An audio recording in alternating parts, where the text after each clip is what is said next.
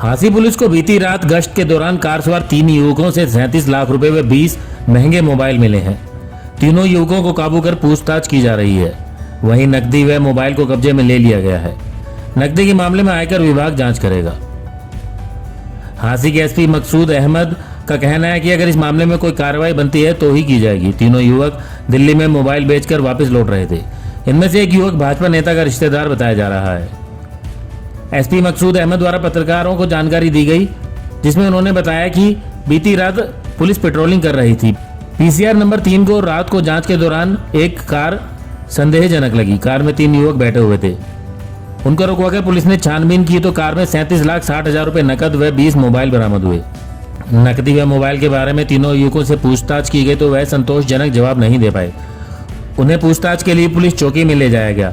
पैसे व मोबाइल को पुलिस ने कब्जे में ले लिया। पुलिस द्वारा पूछताछ में तीनों ने बताया कि वह ऑनलाइन मोबाइल खरीदते हैं। ऑनलाइन साइट जैसे अमेजोन और फ्लिपकार्ट पर सेल के दौरान मोबाइल फ़ोन खरीदते हैं। जब उनके पास मोबाइल की संख्या 30 से 35 हो जाती है तो वो उसे दिल्ली में ले जाकर बेच देते हैं। वह मंगलवार को दिल्ली में मोबाइल बेचकर आए थे, वहां से उन्हें पैसा मिला था। नकदी के संदर्भ में उनके पास कोई बिल नहीं मिला। एसपी ने बताया कि इस मामले में रोहतक में आयकर विभाग के डिप्टी कमिश्नर को सूचना दे दी गई है। नकदी के मामले में कार्रवाई आयकर विभाग ही करेगा। वहीं इन मोबाइल के लिए युवकों से बिल मांगे गए हैं। साथ ही पुलिस द्वारा यह भी पता लगाया जा रहा है कि मोबाइल फोन किस साइट से खरीदे गए थे और कब खरीदे गए थे। एसपी ने बताया कि तीनों जांच में सहयोग कर रहे हैं।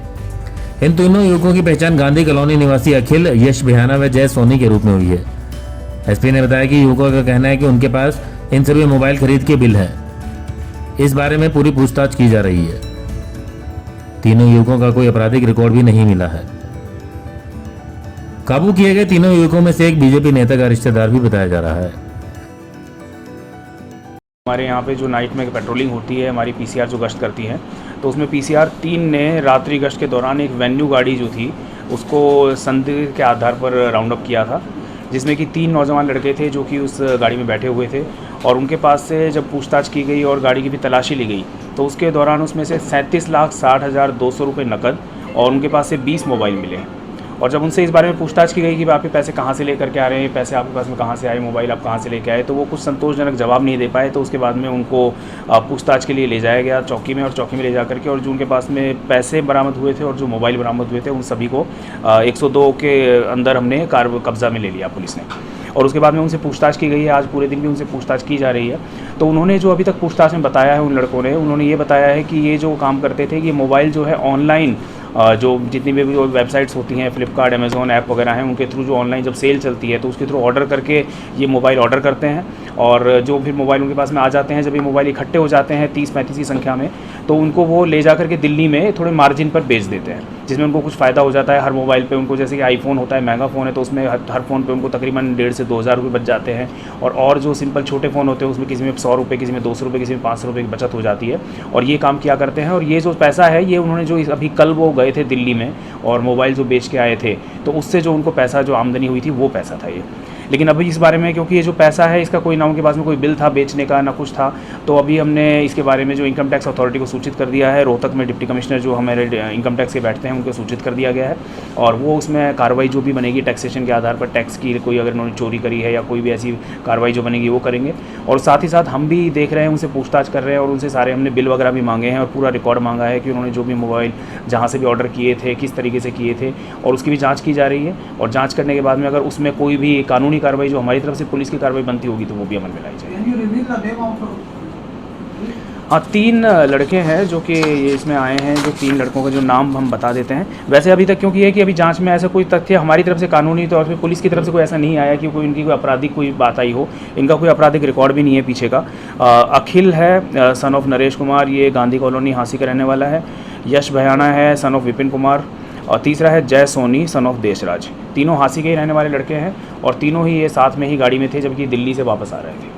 सर, आप 20 फॉर्म बता रहे हैं इसीलिए क्या इनकी बिलिंग है प्रॉपर? हाँ, वही मैंने बताया कि अभी उसकी सारी जांच की जा रही है, इनसे पूरी वो है बिलिंग ली जा रही है। सो अभी इन्होंने कहा है कि उनके पास में बिल्स हैं, तो हमने इनसे यही कहा है कि वो सारे बिल्स हमें प्रोवाइड करें। वो बिल्स दे रहे हैं, उनसे पूछताछ सुबह से चल रही है इसी बारे में और सारा रिकॉर्ड जो है लिया जा रहा है। बिल्स वगैरह जो भी है सारा रिकॉर्ड लिया जाएगा और उसके आधार पर अगर कुछ भी मान लो उनकी कार्रवाई कोई बढ़ती होगी वो फिर उनके खिलाफ की जाएगी। अभी तक पिछले दिनों एक मूर्ति का मसला भी आया था, उसमें कुछ जाँच चल रही थी पुलिस की विभाग की, उसमें कुछ कंक्लूजन निकल गया है?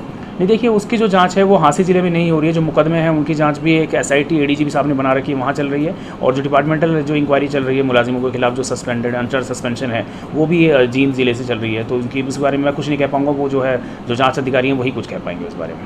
सर बराबर 31 नाकों लगाकर आप रोजाना NDPS की आप मामले भी दर्ज करते हैं, ये कभी रुकेगा क्या? देखिए, नशा जो है अभी आज की डेट में हम बात करें, सिर्फ हाँसी का ही नहीं, पूरे हरियाणा जिले के इस राज्य के लिए बहुत गंभीर मुद्दा है, जिसमें कि आपको पूरा पता है कि पूरी सरकार बहुत गंभीर है। हमारे माननीय मुख्यमंत्री जी, माननीय गृह मंत्री जी के आदेशानुसार हमारा जो पूरा पुलिस प्रशासन है इस पे लिए सख्त से सख्त कार्रवाई करते रहते हैं हम लोग। और हमारी कोशिश यही है कि हम जो भी हो सके इसके ऊपर कार्रवाई करें और इसको रोकने में जितनी कामयाबी हासिल हो सकती है। और निश्चित रूप से हम ये कहेंगे कि जो हम ये नाके लगाते हैं, चेकिंग करते हैं, उसकी सफलता तो बिल्कुल हमें मिलती है। चाहे हम छोटी मात्रा कभी रिकवर होती है, कभी बड़ी मात्रा में कोई रिकवरी होती है, और जो भी अपराधी होते हैं उनको हम पकड़ते भी हैं, उनको गिरफ्तार करते हैं, सलाखों के पीछे भेजते हैं। तो बिल्कुल हमारा यही एक कोशिश प्रयास जारी रहेगा और हमारी कोशिश ये रहेगी कि सिर्फ दोनों दिशाओं में काम किया जाए। जैसे कि पहले IG साहब ने, ADGP साहब अभी हैं, तो उनके भी दिशा निर्देश यही हैं कि एक तो अपराधियों के खिलाफ भी कार्रवाई की जाए, उनसे जो भी उनकी धरपकड़ की जाए, साथ ही साथ समाज में भी हम जो है जागरूकता फैलाना चाहते हैं। और हम बीच बीच में जागरूकता अभियान भी करते रहते हैं, गाँव में जनसंपर्क अभियान भी करते हैं, जिसके थ्रू हमारा कोशिश ये रहती है कि जो युवा पीढ़ी है वो नशे से अपने आप को दूर रखे और अपने आप को बचा सके। ये जो इनसे मोबाइल मिले हैं सर, किस तरह के मोबाइल है? मोबाइल जो देखिए 20 मोबाइल जो अभी मिले हैं कब्जे में, उनमें से 17 जो है आईफोन है और 3 सैमसंग गैलेक्सी के फ़ोन हैं। और जो पहले इन्होंने बताया भी है कि जो जनरली मोबाइल जो बेच के आते हैं जो दिल्ली में, जो जनरली ऑनलाइन सेल में ये करते भी हैं, तो मोस्टली उसमें से आईफोन होता है। उसका रीज़न ये है कि आईफोन पे जो ये बताते हैं मार्जिन ज़्यादा मिलता है। आईफोन में जैसे डिस्काउंट आता है तो महंगा फ़ोन है, उसमें एक फ़ोन पे 4-5 हज़ार का ऑनलाइन डिस्काउंट मिल जाता है। वहाँ जाकर के जब ये 2-3 हज़ार में फालतू में बेचते हैं तो उनको एक फ़ोन पे 2-3 हज़ार रुपये बच जाते हैं।